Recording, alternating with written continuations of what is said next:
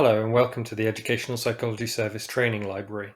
Today we're going to look at an example of a school using the EBSA Pathway tool to respond to a case of EBSA, or Emotionally Based School Avoidance.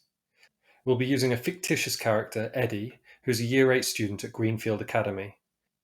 We'll start with a bit of background information and then look at how the EBSA Pathway helps Eddie's school take a step-by-step approach to supporting him to gradually increase his attendance. All the images in this presentation have been generated by AI. So firstly, Eddie has recently entered Year 8. His primary school reported that he had strong maths skills and achieved highly in his maths SATs. In general, Eddie enjoyed primary school. During Year 1, there was a referral to the Speech and Language Therapy Service due to some difficulties with speech production and delayed language, but these seem to have resolved by Year 6. Eddie was described as quiet and well-behaved by his Year 6 teacher and as having a close group of friends and enjoying a weekly Lego club. However, Eddie's attendance started to decline during Year 7, finishing at around 70% for the summer term.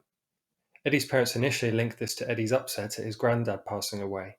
However, Eddie's attendance has continued to fall, and he is currently only feeling capable of attending one ICT lesson per week at the start of Year 8. Eddie's parents have been very open in discussions with school and reported that Eddie is staying up till the early hours playing computer games, waking up late and grumpy, and refusing to discuss school whatsoever with them.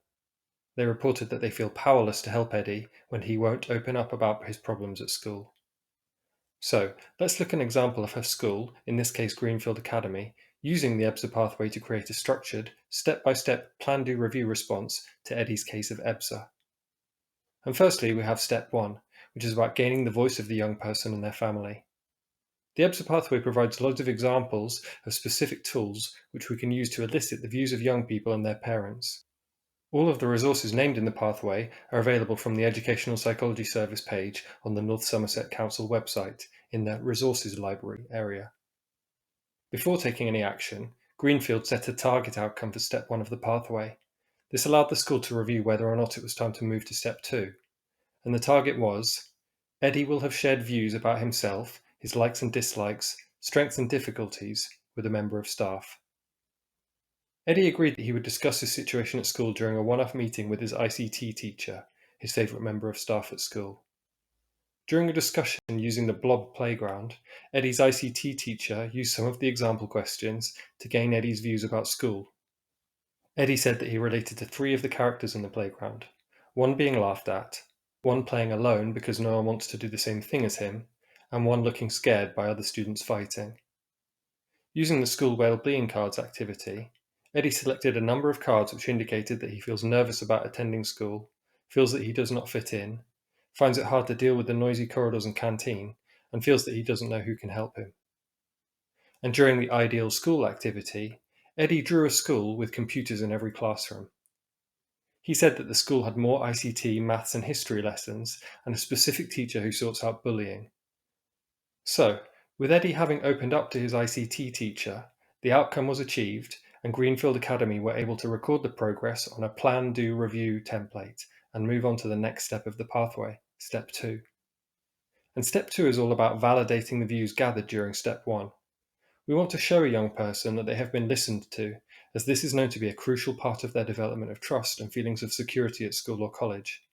Again, the pathway includes examples of ways that we can show a student and their family that we have acted on their views. And for Eddie, the specific target outcome for step 2 was, Eddie and his parents have a new pupil passport which describes new adaptations at school. So this step involved giving a pupil passport to Eddie and his family and all his teaching staff, stating that Eddie is allowed to leave lessons 5 minutes early to avoid the busy corridor rush. He was also informed that he can attend the Student Support Hub during break or lunch times as necessary, and if he needs to report any social issues, for example bullying, there was a specific named member of the pastoral team in the hub. School recorded that the outcome had been achieved and moved on to step 3, which is about helping young people develop relationships with adults and peers and feel a sense of belonging at their school or college. Greenfield set an outcome for Eddie for step 3, which was, Eddie has attended a school club and Eddie has a named adult that he can discuss any social issues with.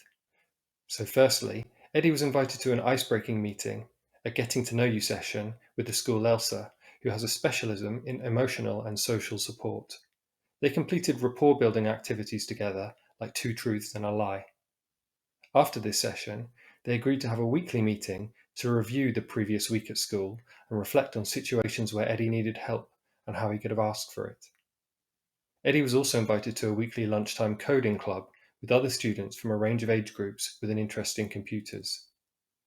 So now that Eddie was attending a club and reflecting on social issues with an ELSA at school, the outcome for Step 3 had been achieved, and Greenfield moved on to Step 4, which is about boosting a student's self-esteem through experiences of success. The information gathered so far had revealed that Eddie felt he was good at maths at primary school and was recognised for his achievements. However, he does not feel that he does anything well at secondary. Therefore, the outcome for this step was Eddie can identify skills or activities that he feels proud of at school. So the first action towards this outcome was to arrange a meeting between Eddie and the maths teacher at school. They looked at the curriculum and picked a topic that Eddie felt confident about, agreeing that Eddie would attend 2 trial lessons. To increase the chances of success in these lessons, Eddie's maths teacher put together some achievable warm-up tasks for Eddie to complete at the start of the lesson to boost his feeling of competence. These were some tasks about rounding up and rounding down, which was an area of strength for Eddie. Eddie's maths teacher praised Eddie's maths skills and asked whether he would help some of the younger students with their maths work. This meant that Eddie had a regular job or responsibility at school, which was taking part in a maths homework clinic for Year 7 students in the Student Support Hub once per week. So now that Eddie was having regular boosts to his self-esteem at school, it was time to move on to Step 5, which is focused on showing a student the places and resources available to them if they need to calm down at school. Eddie had reported that he found some of his regular school experiences stressful, including feeling like other students laugh at him at break times and feeling overwhelmed in noisy environments, including the corridor rush and school canteen. So the outcome for Eddie for this step was Eddie has a place to calm down and calming apps to use. And the first action was to identify a quiet space that Eddie was told he could withdraw to if he felt stressed at school. This was a small office near the support hub, and Eddie was reassured that he could either ask a staff member of the hub to enter or show them an exit card to access it.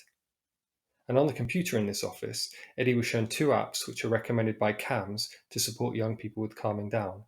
The Mindshift app, which has activities to help teens understand anxiety, and the Aura app, which features a different 3-minute calming activity every day.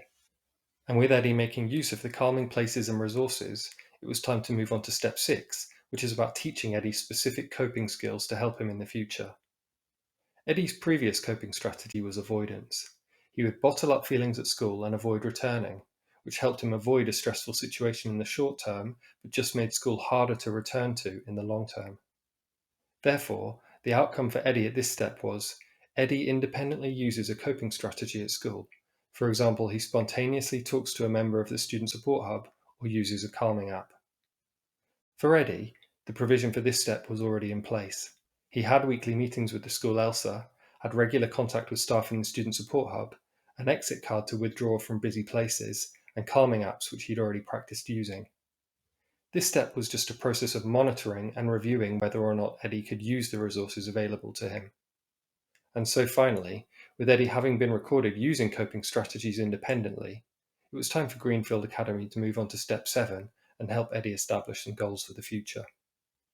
In Eddie's case, this step was about helping him identify specific qualifications he would like to complete, and so the outcome was Eddie has selected GCSE options. Eddie has an idea about A-levels he is interested in completing. And the first step towards this goal was giving Eddie a lesson from the Youth Employment UK website about different career sectors and the entry routes into them, for example, which qualifications are needed. Eddie was clear that his long-term goal was to work in IT, for example as a web designer or software engineer. The next step was to agree some specific SMART goals, which means specific, measurable and achievable targets for increasing Eddie's timetable through Year 8 and Year 9 so that he would be completing at least 5 full GCSEs during Years 10 and 11, which would allow him to attend the local sixth form. So in summary, Greenfield Academy used the EBSA pathway to establish what Eddie's underlying needs were, meet them from the most basic foundational need upwards, and ultimately help Eddie feel in control of a process of gradually increasing his school attendance.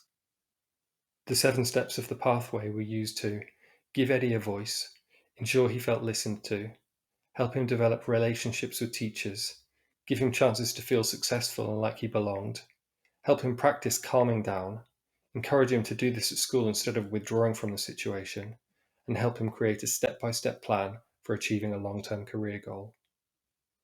To download the EBSA pathway itself, guidance on using it, a template for recording school's plan-do-review process, examples of specific outcomes for each step, and links to all the resources mentioned within the pathway, please check out our Educational Psychology Service training library.